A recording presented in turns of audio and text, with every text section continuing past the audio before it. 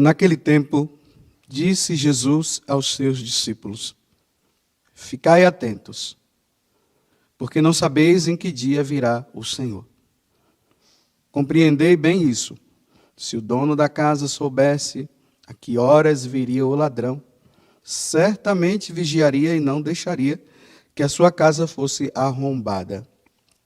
Por isso, também vós ficai preparados, porque na hora em que menos pensais, o Filho do Homem virá. Qual é o empregado fiel e prudente que o Senhor colocou como responsável pelos demais empregados para lhes dar alimento na hora certa? Feliz o empregado cujo Senhor encontrar agindo assim quando voltar. Em verdade vos digo, ele lhes confiará a administração de todos os seus bens. Mas, se o empregado mal pensar, meu senhor está demorando, e começar a bater nos companheiros, a comer e a beber com os bêbados, então o senhor desse empregado virá no dia em que ele não espera, e na hora que ele não sabe. Ele o partirá ao meio e lhe imporá a sorte dos hipócritas. Ali haverá choro e ranger de dentes. Palavra da salvação.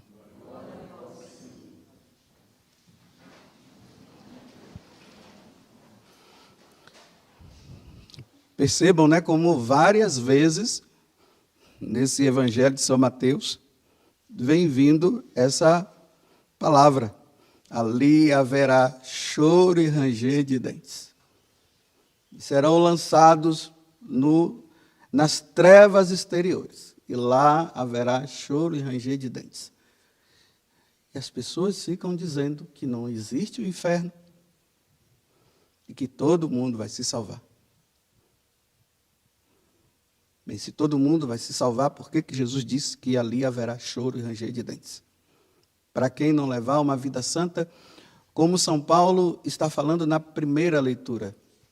São Paulo está dizendo que nós fomos chamados à santidade. São Paulo está dizendo que nós fomos chamados à comunhão com Deus.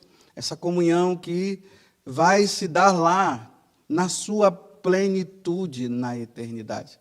Que já se dá na Eucaristia quando nós comungamos, né? Ali já se dá a nossa união com Deus quando comungamos na Eucaristia. Mas a plenitude, a definitiva será lá no céu. E por isso nós somos chamados a viver a santidade.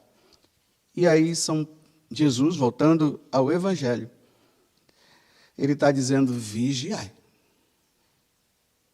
Vigiai, pois no dia em que menos esperais o vosso Senhor há de vir.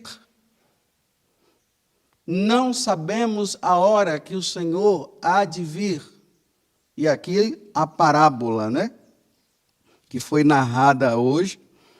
Então, para quem tem lapso de memória, costuma ficar esquecendo as coisas, Mateus 24, 42 a 51, dá uma lida durante o dia, para ver, né? Porque é necessário que nós levemos uma vida santa, porque nós não sabemos a hora em que o Filho do Homem vai chegar. Mas eu queria ficar com a segunda parte da parábola de hoje. O empregado mau. E Jesus está dizendo que o empregado mau, ele sabe que o Senhor virá a qualquer momento. Ele sabe que o Senhor virá para o julgamento final.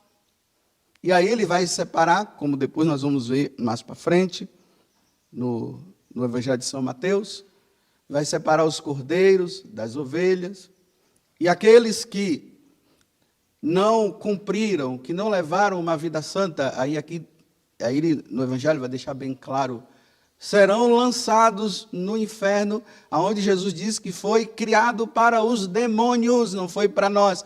Mas aqueles que não levam uma vida em Deus, é para lá que vai. Aí esses daqui, sabendo que o Senhor é assim, que Ele é misericordioso, que Ele é amor, que Ele é tudo, Ele é demais. Ele é tão demais que Ele deu o seu Filho para que morresse, para que Ele pudesse morrer, para que nós pudéssemos nos salvar.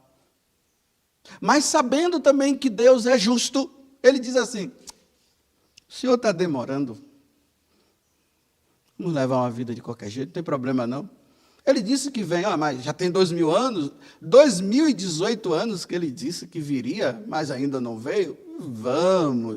Vamos usufruir deste mundo, não tem problema. Porque na hora que a trombeta tocar, a gente se muda de vida. Mas enquanto isso, ele está demorando, vamos viver a vida de qualquer jeito. Aí Jesus alerta, né? Olha, você toma cuidado, porque eu estou dizendo que eu venho na hora que você menos esperar. Não brinque. Realmente, 2018 anos, para nós, muitos anos são, né? São muitos anos. 2018, desculpa. 2020 anos, em vez de vocês me corrigirem, não me corrijam. 2020 anos. Que ele prometeu essa vinda dele e até agora ele não veio. E estamos aí brincando, mas é a qualquer momento, pode ser hoje, pode ser agora. Mas eu sempre alerto vocês dizendo, né? Essa vinda que ele está dizendo que virá para julgar todas as nações, isso aí está demorando.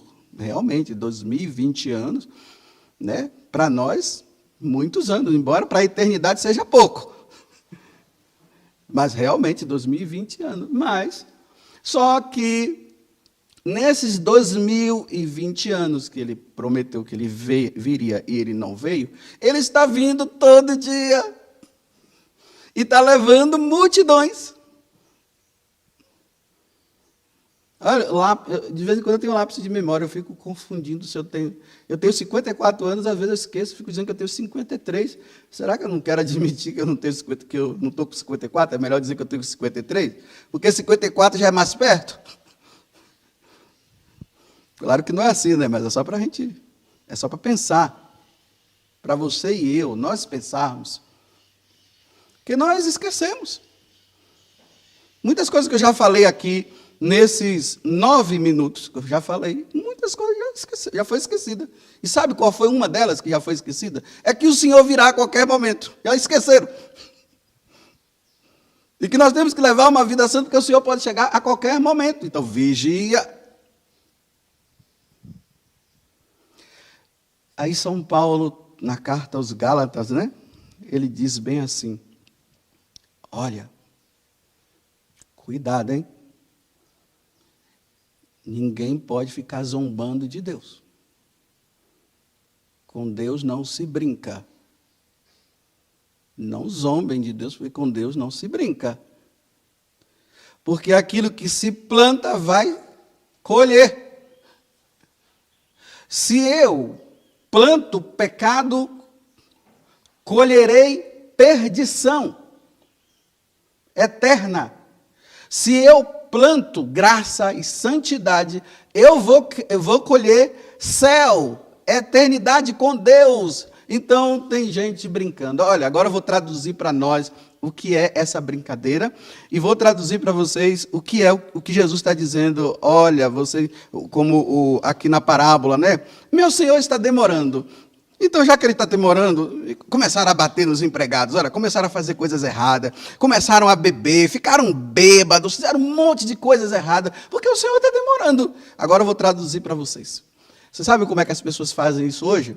Elas dizem bem assim, depois a gente se confessa. Isso é brincar com Deus. Depois a gente se confessa.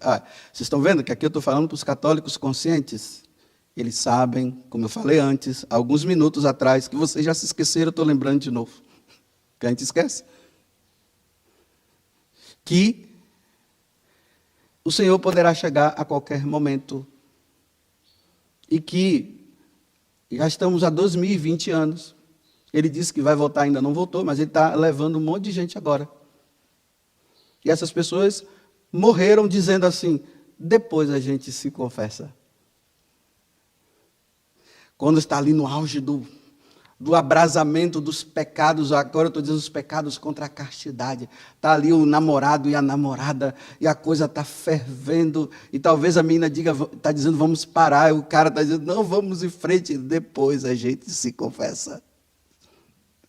Vai dar tempo mesmo para depois se confessar? Nessa pandemia aí, não encontra padre? Quantas pessoas estão aí me procurando? Padre, você pode me confessar? Olha, infelizmente eu não posso confessar você, porque eu já estou com uma lista de pessoas para confessar. Procura um outro padre. Será que encontrou?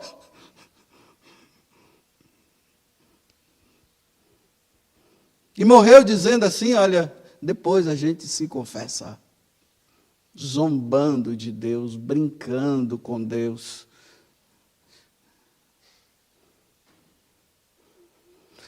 Não teve lá aquela lama que passou lá na cidade, foi Brumadinho, né?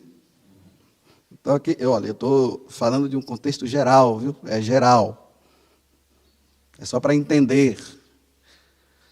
Será que ali em Brumadinhos, antes daquela água descer por a cidade afora, será que naquela noite, eu não sei se foi de manhã ou se foi de tarde, mas antes, né, da água vir e trazer aquela lama pelaquela cidade toda, será que não teve alguma pessoa, ou algumas pessoas que disseram assim, depois a gente se confessa?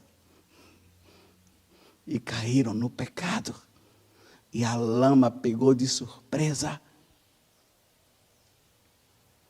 Nós não pensamos nisso.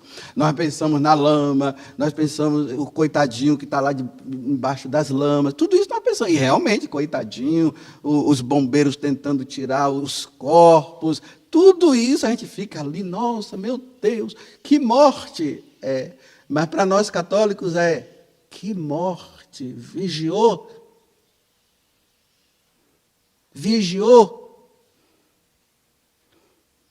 A lama passou. E agora aí no Líbano, e explodiu. Pronto, e aí? Deixa para depois a gente se confessa. Por que se diz assim, depois a gente se confessa, ou depois nós nos confessamos? Por que diz assim? Porque nós achamos que nós somos duráveis. Olha, não se esqueça que nós estamos vivendo no tempo de um mundo descartável, né? Tudo é descartável. Antigamente as coisas duravam mais, né? Ali na história de Santo Afonso Maria de Ligório, diz que ele usava um sapato muito, assim, simples, né? Aquele sapato velho dele, era aquele sapato que ele gostava de usar. Mas quando ele se tornou bispo, aí compraram um sapato daqueles chiques para ele, que ele ficava envergonhado de usar aquele sapato.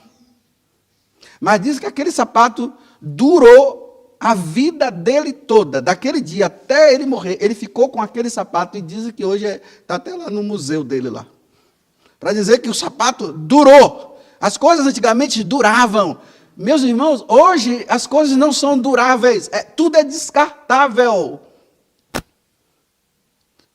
Não se usa, a roupa que você usa antigamente durava, passava do irmãozinho, dava para o outro, que dava para o outro, e assim. Hoje não, só uma pessoa que usa. Então, lembremos, a nossa vida aqui na Terra é descartável, não é durável. Por mais que se pense, tem uns bobos por aí que mandou congelar o corpo. O corpo está congelado, mas a alma já foi. O corpo está congelado, vai ficar lá durando o tempo que quiser, mas a alma dele já prestou contas a Deus. Aquele corpo não vai voltar, não. Vou repetir de novo, porque foi aos 9 minutos, agora já é 17, eu vou repetir de novo o que eu disse há uns poucos minutos atrás.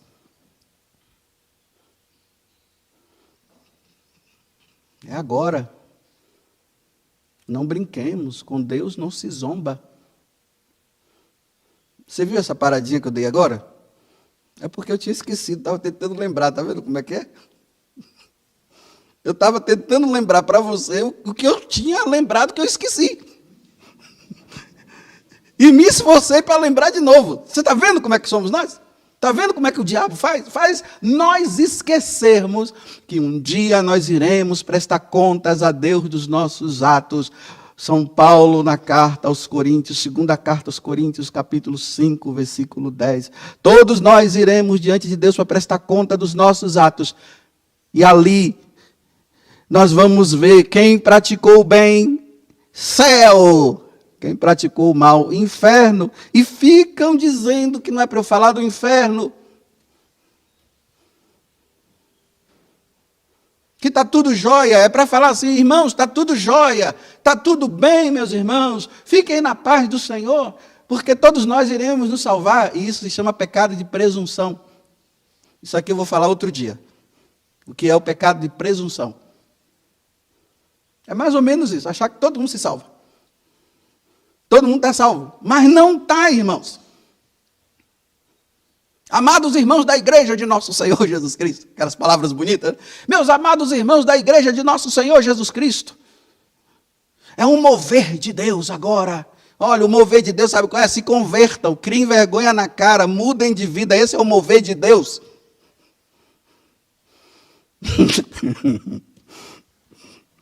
Rindo da desgraça, da minha desgraça.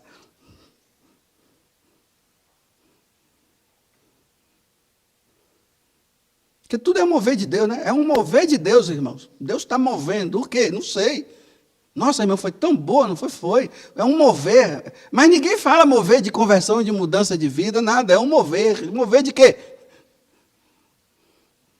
Se o nosso mover não for para conversão, o que é que vai ser de nós?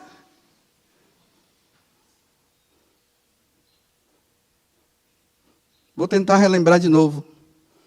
Meus irmãos, cuidado com essa história, depois nós confessamos. Olha, meus irmãos que vivem juntos aí, que não casaram na igreja, os chamados casais de segunda união. Eu não sei se vocês sabem, para Deus só existe uma união, não existe duas. Casou até a morte, aí sim, depois que morreu, aí pode casar de novo. Mas com uma pessoa solteira, uma pessoa viúva. Mas esse negócio de casais de segunda união, olha, cuidado. E tem os homens aí que estão atrapalhando a vida da esposa, da esposa não, da companheira, porque não são casados, né? Não receberam o sacramento do matrimônio. E a esposa está dizendo, bem, vamos casar. E ele diz, deixa para depois. A gente está tão feliz assim, deixa para depois, minha filha. Coloca esse homem contra a parede e diz assim, olha, meu filho, vamos fazer o seguinte, nós vamos nos separar sim. Ou se os casados na igreja, que não deveriam se casar, estão se separando, né? Então, se separe você. Então eu digo, olha, enquanto você não casar comigo na igreja, está separado, eu vou embora. Não vou viver, não vou viver. Ou senão se tranca no quarto do lado e diz aqui você não entra. Aqui só Jesus. Até que isso se resolva. Não, mas vai protelando. Aí eu estou lá no confessionário, vi aquela mulher e diz assim, padre, eu não podia me confessar, mas agora eu posso. Eu disse, que bom, minha filha. E por quê? Porque meu marido morreu. Ai, meu Deus do céu. Ele morreu nessa condição, minha filha. Claro que eu não falo isso para ela, né? Mas do outro lado eu tremo, porque eu digo, o cara morreu em adultério. Agora, graças a Deus, ela se salvou. Ela se confessa, pronto, está livre. E o outro...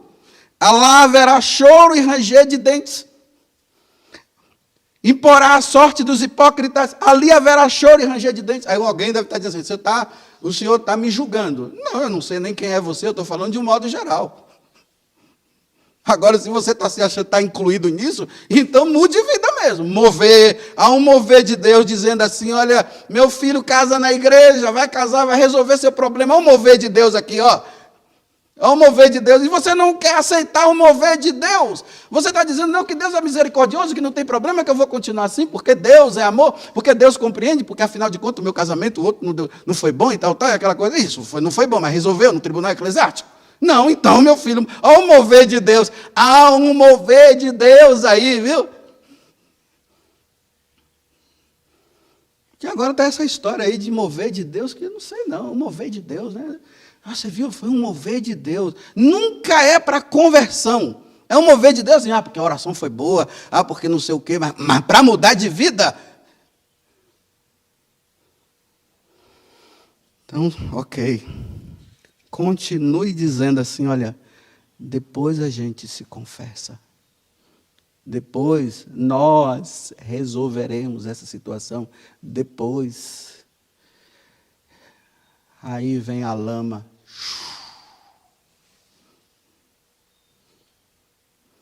Aí vem um avião. Vem um carro. Aí cai de repente lá. Aí vem o bichinho, a pessoa já fica lá, já colocam já ele em coma induzido, pronto, acabou, não tem mais o que falar. E foi embora. Porque ficou dizendo, depois nós nos confessaremos. Vamos pecar, mas depois nos confessaremos. Quantos estão no inferno por terem dito isso? E eu termino essa homilia dizendo assim, olha, e depois no dia de Santa Mônica eu não avisei. Porque eu avisei. É ela que rezou pela conversão do filho e viu o filho convertido. E morreu em paz. Então, no dia de Santa Mônica, eu estou dizendo que há um mover de Deus, dizendo assim, olha, nada de ficar dizendo que vamos pecar e depois nós nos confessaremos. Olha, não brinca não. Olha, cuidado com esse negócio de ficar pecando e dizendo que Deus é misericordioso. Olha o que ele está dizendo aqui, imporá a sorte dos hipócritas, e ali haverá choro de ranger de dentes, que ele está dizendo. E ainda vem uma pessoa dizer que eu fico falando do inferno, sendo que é Jesus que fala. Mas eu estou falando do inferno para abrir as portas do céu para você. Há um mover de Deus para que você possa. E eu também. Olha, eu não estou com presunção não aqui dizendo para vocês que eu já estou salvo, viu? Longe de mim de dizer que eu sou melhor do que você. Eu estou apenas dizendo para você o que eu estou dizendo para mim. Padre José Augusto, há um mover de Deus. Nada de ficar dizendo, Padre José Augusto, depois você se confessa, viu? Nada disso, Padre José Augusto. Louvado seja nosso Senhor Jesus Cristo.